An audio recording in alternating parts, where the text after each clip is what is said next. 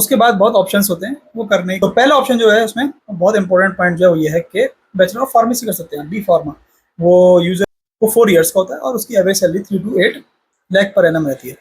Scope क्या है इसमें, आप कहाँ जॉब करेंगे, जैसे drug manufacturing company, quality control, medical representative, pharma companies, और बताऊंगा आपको। दूसरा, अब नीचे आया एक कोर्स है, इसका नाम BSc इन बायोटेक्नोलॉजी, 3 साल का कोर्स है।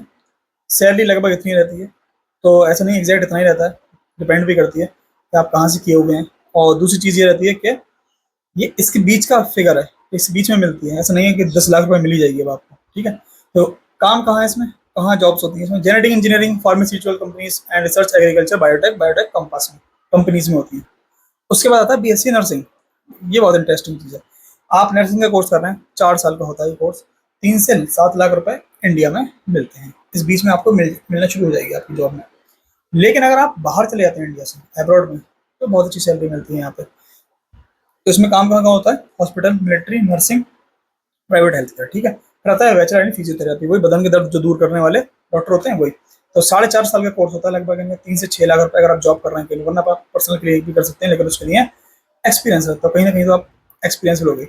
हॉस्पिटल होते हैं, रिहेबिलिटेशन सेंटर्स होते हैं, स्पोर्ट्स थेरेपी, प्राइवेट क्लिनिक्स, यहाँ पे इन सब जगहों पे जॉब्स हैं इसकी।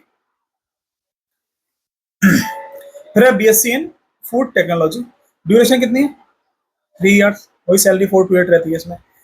ये शुरुआती बात है, आप एक्सपीरियंस हो जाएंगे तो और भी होती है। फूड इंडस्ट्रीज है, क्वालिटी कंट्रोल है, product development, government food safety, इसमें भी जॉब्स आती हैं गवर्नमेंट की भी। तो BSc फूड टेक्नोलॉजी में आप कर सकते हैं। फिर आया BSc agriculture, BSc in agriculture, कितने साल का कोर्स है, 4 साल का कोर्स है, 3 to 7 लाख पर एनम।